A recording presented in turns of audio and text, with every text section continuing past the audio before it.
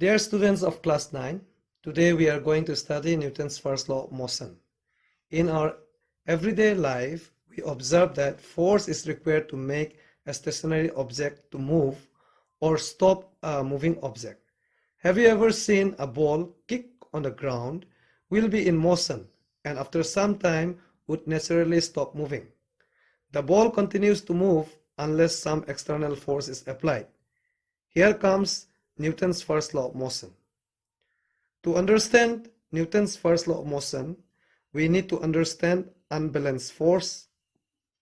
If you would have seen a game called tug of war, you would have seen two teams pulling the rope in opposite direction. If the rope does not move, then the force applied is balanced force, as they are of equal magnitude.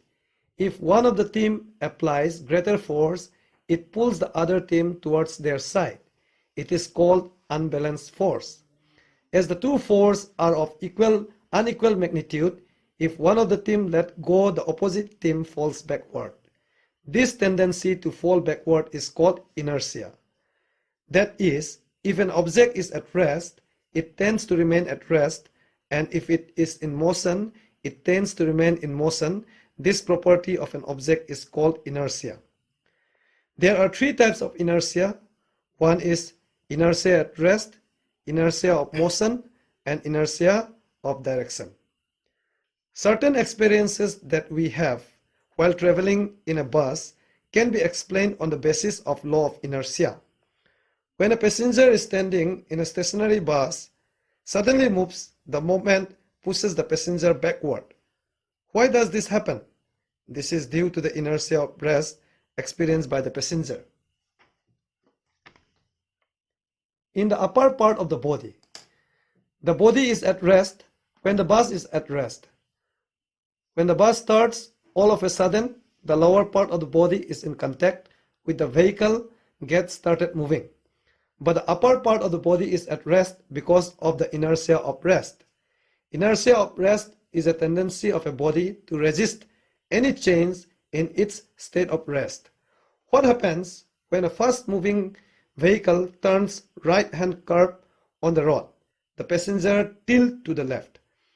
Inertia of direction is the tendency of a body to oppose any change in the direction of its motion.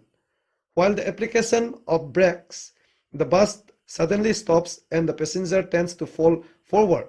This is due to the inertia of motion experienced by the upper part of the body.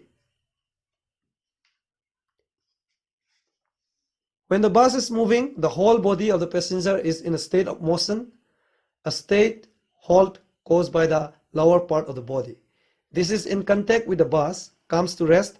However, the upper part of the body remains in a state of motion, which leads to lean forward. Thus, Newton's first law of motion is also called the law of inertia. Now, this law makes sense. We understand why a ball on the ground after being kicked does not keep moving forever. The ball stops, sometimes due to the unbalanced external force applied by the ground on the opposite direction. Things to remember. Newton's first law of motion. Number 2.